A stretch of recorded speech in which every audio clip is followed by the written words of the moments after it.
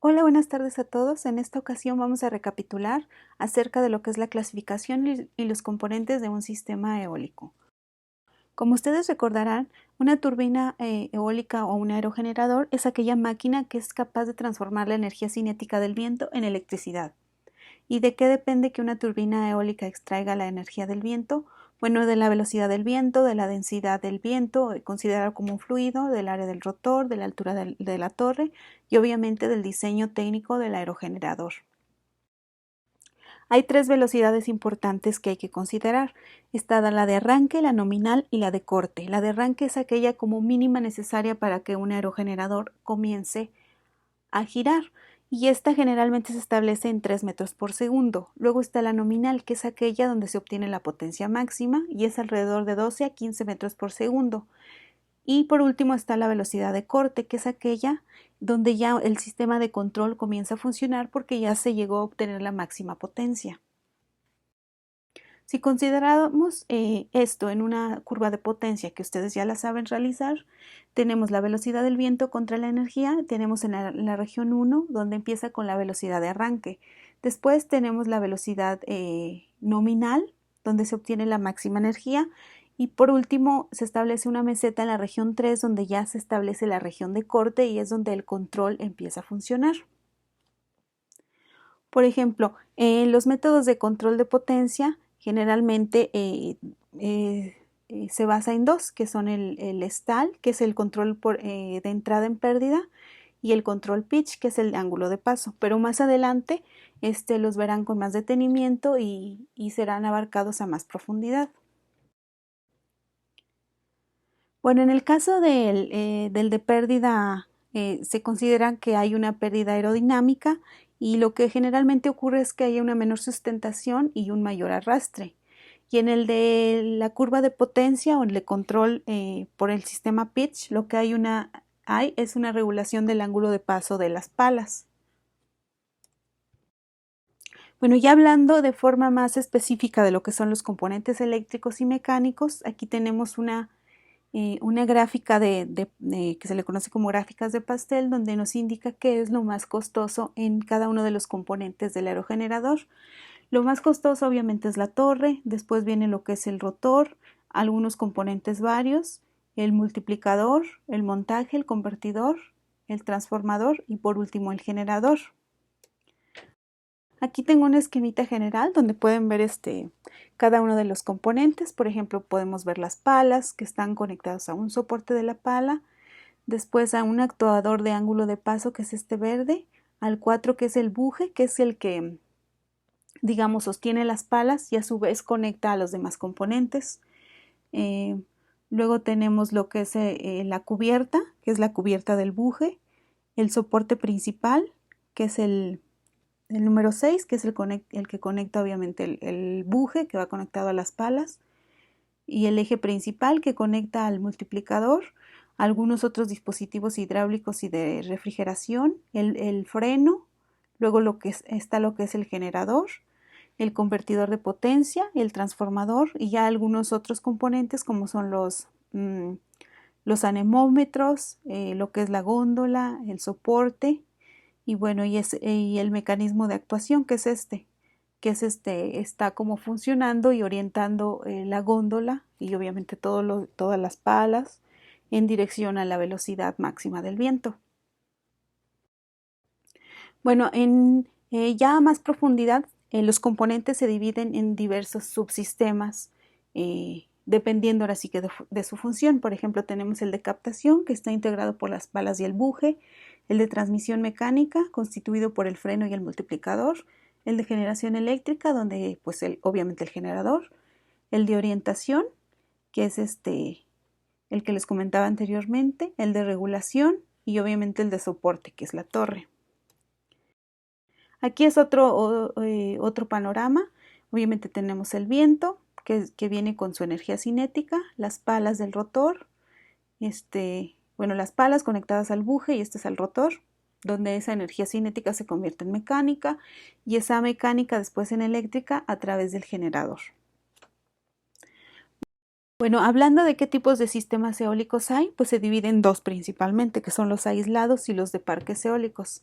Los aislados generalmente están en lugares remotos, son para autoconsumo, esa energía que producen ellos mismos la consumen y generalmente van conectados con celdas solares fotovoltaicas. Mientras que los parques eólicos pues ya son obviamente que grandes emplazamientos, están, obviamente ya se hizo todo un estudio, como ustedes ya saben, considerando muchos factores y bueno, generalmente hay una rentabilidad y hay una suma de energía. Los modelos de máquinas eólicas se dividen principalmente en dos, los de eje vertical y los de eje horizontal. Los de eje vertical a su vez se dividen en el modelo Savonius y en el Darius.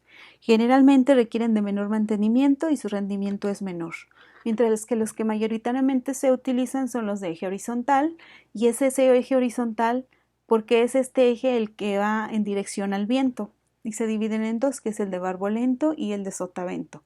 Y esto en función a cómo va la dirección del viento hacia ellos. Si se fijan, el de barbolento, la dirección del viento va directo a las palas, mientras que el de sotavento va en dirección contraria. Ahora, los tipos de máquinas eólicas tenemos, como les comentaba, los de eje horizontal. Ahora, en cuanto a las palas, puede haber de 2 palas, de 1 pala y un contrapeso, de 3 palas o de multipala. Aquí hay que considerar que la velocidad de giro está en función con el número de palas. Por ejemplo, la velocidad de giro aquí en este caso va a disminuir cuando disminuya el número de palas. Y otra vez hablando en este aspecto, las palas, bueno, se establecen diferentes perfiles aerodinámicos a lo largo de la longitud de la pala. Y en cuanto al buje, que es donde va conectada la pala, pueden dividirse en 3 tipos: los rígidos, donde las palas no se pueden mover; los articulados, donde las palas son capaces de moverse en cierto ángulo; y las basculantes. Bueno, ¿qué es lo que hace el buje o que tiene como función principal? Como les comentaba, es conectar las palas al eje principal y después transmitir la potencia extraída del viento. Y bueno, aquí es en el buje donde se establece el mecanismo de regulación de ángulo de paso. Entonces, como podrán ver, es un componente muy importante. Y bueno, aquí podemos observar algunas fotografías de donde se fabrican las palas. Como ven, son muy grandes. Generalmente son de diferentes materiales. Anteriormente se hacían de madera, después empezaron a hacer de aluminio, de acero, después ya de polímeros como el poliéster y fueron integrando más materiales con la finalidad de mejorar las propiedades mecánicas, su resistencia, su durabilidad y hacerlas como menos pesadas. Y así fueron integrando diferentes materiales, incluso se siguen probando todavía qué materiales poner ahí, qué tamaños, en qué dirección, qué tanta proporción. Y bueno, sí han integrado materiales como fibra de vidrio, las fibras de carbón y algunos materiales poliméricos de reciente creación como el Kevlar o las aramidas. Bueno, en cuanto al sistema de captación, como les comentaba, el buje es una parte muy importante de una turbina eólica y este buje tiende a ser de hierro o de acero fundido.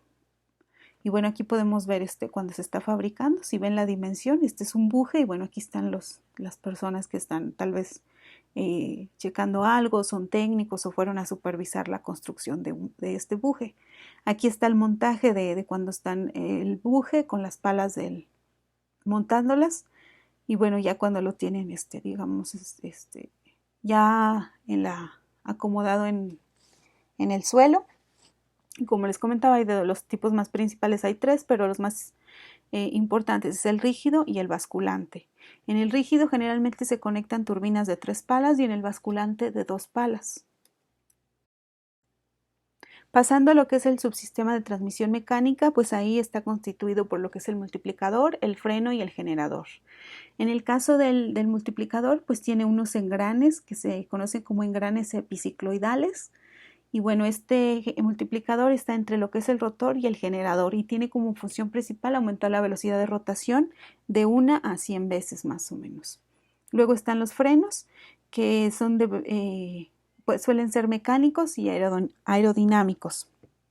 Los mecánicos son los de emergencia y los aerodinámicos pues funcionan como en sincronía con las palas. Y bueno, también tenemos lo que es el generador, que se divide en asíncronos y síncronos. En el caso de los asíncronos, estos están conectados directamente a la red, son más robustos, requieren de menor mantenimiento y ahí se usan generalmente los que son de jaula de ardilla o bobinado. Y los síncronos, estos utilizan velocidad variable a diferencia de los asíncronos que utilizan velocidad fija. Generalmente están conectados a un convertidor de frecuencia, por lo tanto la corriente que de aquí se genera es generalmente corriente alterna, por lo tanto requieren de que después esté conectado a un transformador. Bueno, en el caso de estos últimos, que son los síncronos, están compuestos por imanes permanentes o por turboalternadores, esto en función de la velocidad de conversión. Y bueno, aquí podemos observar un generador por dentro, tenemos los imanes permanentes, que son los que van a funcionar para generar la energía eléctrica. Y bueno, ya como les comentaba, después del generador se obtiene esa energía eléctrica y por medio del transformador, si está en corriente alterna, se pasa a corriente directa y ya pasa a la red eléctrica de media o de baja tensión. Y bueno, otros componentes importantes está el sistema de orientación, que lo que hacen es alinear la turbina con la dirección del viento. Entonces estos están, pues también son muy importantes porque están alineando en función de de lo que los sensores les vayan indicando qué velocidad hay y están moviendo la turbina en ese sentido. Ahora, por otro lado, otro constituyente pues obviamente es la torre, que hay de diferentes longitudes y de diferentes materiales. En cuanto a la forma en la que están constituidas, hay algunas que son soportadas por cables, están las de celosía, que son más para sistemas aislados, y las autosoportadas, que son las tubulares, que son las que generalmente ya están en lo que son los parques eólicos grandes. Bueno, en lo que se refiere al sistema de orientación, este sistema de orientación está constituido por una corona de orientación, que lo que hace es girar toda la góndola, como les decía, en dirección al viento. Y obviamente todo esto está controlado, pues como su nombre lo dice, por un controlador que está manejado a través de una serie de algoritmos. Bueno, aquí podemos ver lo de la torre. La torre es en parques grandes, que son las tubulares, generalmente son constituidas de acero, de concreto prefabricado. Y bueno, ya las pequeñas, que son las de celosía, o hay algunas que son híbridas. Está una parte tubular y una parte tipo celosía. Y bueno, hasta aquí terminamos con esta parte de la clasificación y los componentes de un sistema eólico. Si tienen alguna pregunta, alguna duda, ya saben a dónde contactarme. Bueno, me despido. Gracias.